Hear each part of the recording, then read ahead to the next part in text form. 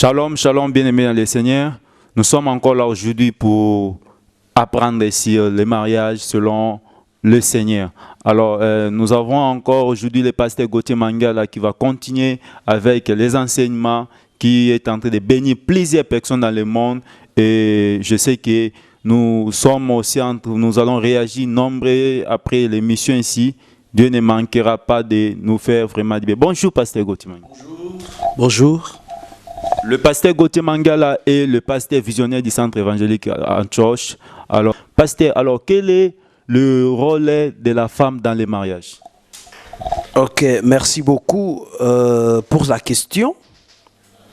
La femme, déjà d'entrée de jeu, est d'une importance capitale dans le mariage, si pas pratiquement la base du mariage. C'est pas pour rien que lorsque on parle de Ève déjà dans l'Ancien Testament, qui était la femme d'Adam, Ève veut dire vie. Donc vous avez la vie avec la femme. Curieusement, la femme apporte beaucoup au mariage. Mais ces responsabilités, nous les résumons à 3 niveaux. La première chose, c'est que la femme doit être soumise à son mari.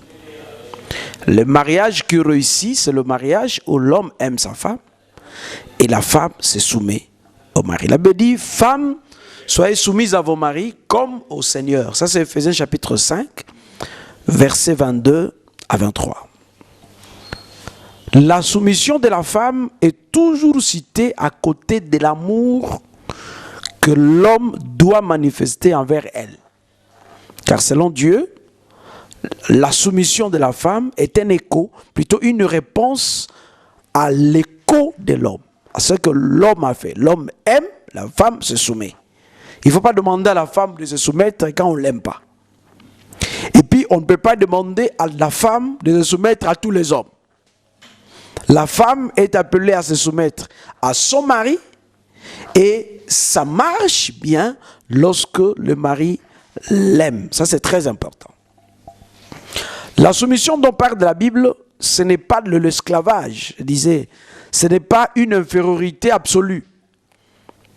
Parce que la Bible a déjà dit que l'homme et la femme vont devenir une seule chair.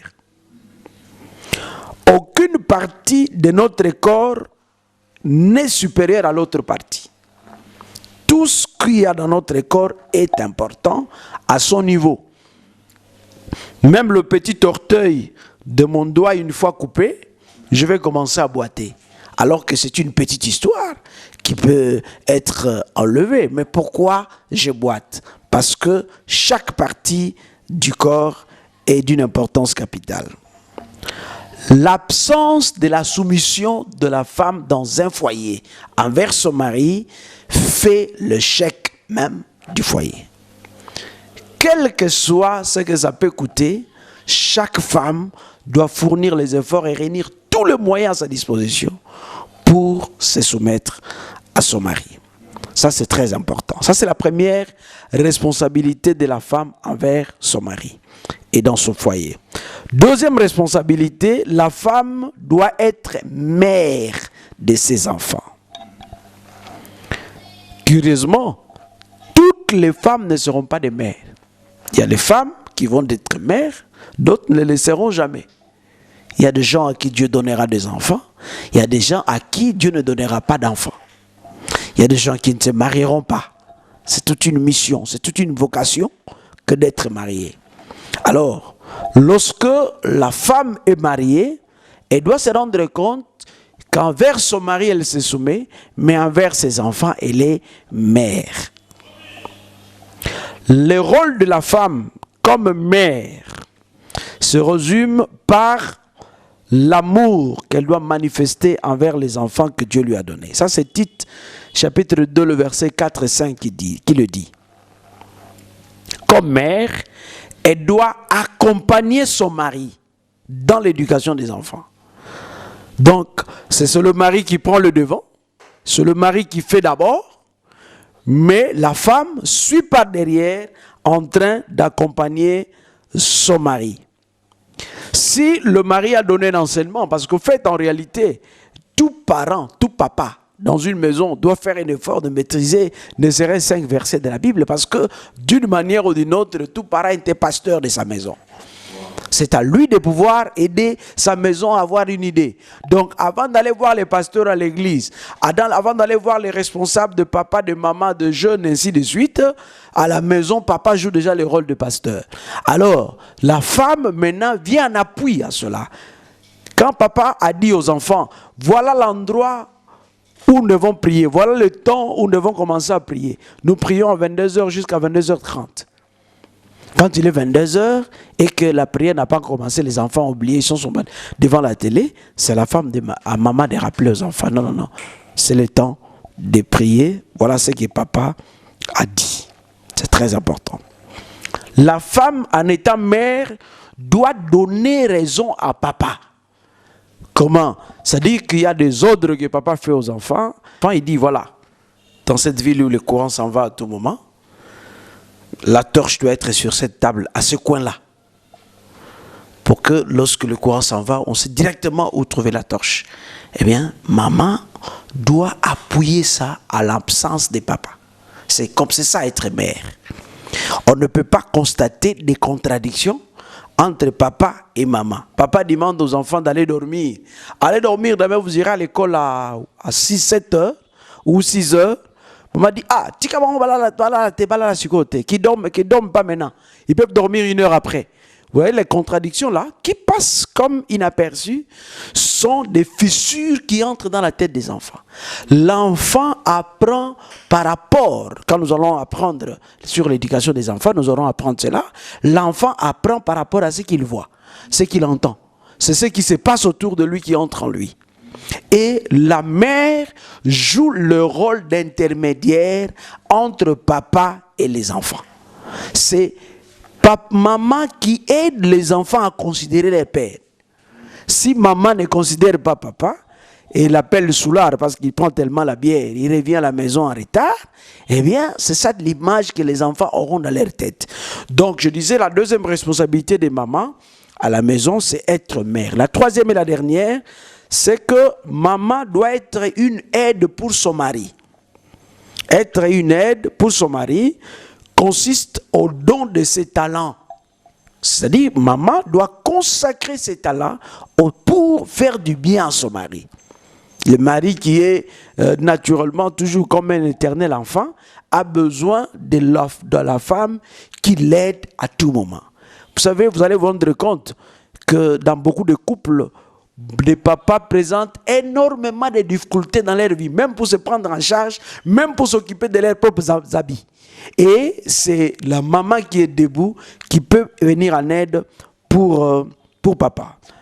Maman peut aider papa dans ses prières. Maman peut aider papa dans l'accomplissement de ses tâches. Il y a des tâches que papa doit accomplir. Papa, je ne sais pas moi, est informaticien, il est expert en réseau. Maman ne l'est pas. Mais du moins, le matin, maman a prêté les sacs de papa. Elle a mis dans un coin tous les objets que papa doit aller avec au travail sont là. Voilà sa chemise, voilà son pantalon, voilà le singlet qu'il doit porter. Donc, c'est une manière d'aider également son mari à faire le travail et à participer dans ce travail-là.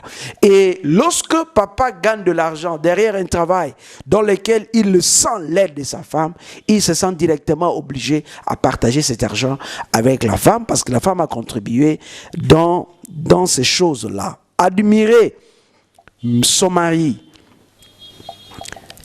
a également une place très importante dans le foyer. C'est-à-dire que maman doit arriver d'une manière ou d'une autre à acclamer papa pour les efforts qu'il fournit pour nourrir la maison, pour les efforts qu'il fournit pour élever les enfants, pour prendre des gens en charge. C'est pas facile dans une ville comme celle-ci où il n'y a pas de réserve, il n'y a pas de compte bancaire, mais les gens doivent vivre tous les jours. Eh bien, c'est que papa est en train de fournir des efforts et maman doit l'admirer pour cela. Oh, je t'admire mon mari à cause du fait que tu sais élever ses enfants. Voilà les enfants qui étaient en première primaire, ils passent en deuxième. Tu as payé les frais pour eux. En tout cas, que Dieu vous bénisse, tu fais un bon travail. Eh bien, des choses comme ça flattent le papa et ça lui empêche quelquefois de regarder à gauche et à droite. Voilà, en gros, tout ce que nous pouvons dire sur les responsabilités de la femme dans le foyer. Waouh, c'était super riche, vraiment riche. C'est pourquoi la connaissance est un grand pouvoir et j'espère que cette connaissance va t'aider à vivre un mariage erré par la grâce du Seigneur. Que Dieu soit béni. Alors, si vous avez des questions, vous pouvez nous écrire et si vous avez particulièrement des préoccupations, vous pouvez écrire, le pasteur sera disponible pour répondre à toutes vos questions. Vous avez un problème dans votre foyer, dans votre mariage, le pasteur là, peut vous aider dans les conseils et pourquoi pas dans les prières. Soyez abondamment bénis. Merci pasteur Gauthier Mangala d'avoir répondu à notre émission. Nous sommes tellement heureux et prochainement nous allons encore continuer. Le peuple de Dieu sera béni. Alors nous vous encourageons vraiment à partager ça. Nombreuses personnes, nous encourageons de vous abonner massivement à notre chaîne pour recevoir la connaissance de la parole du Seigneur et vous n'allez pas regretter, vous serez vraiment heureux dans votre foyer. Que le Seigneur vous bénisse au nom de Jésus.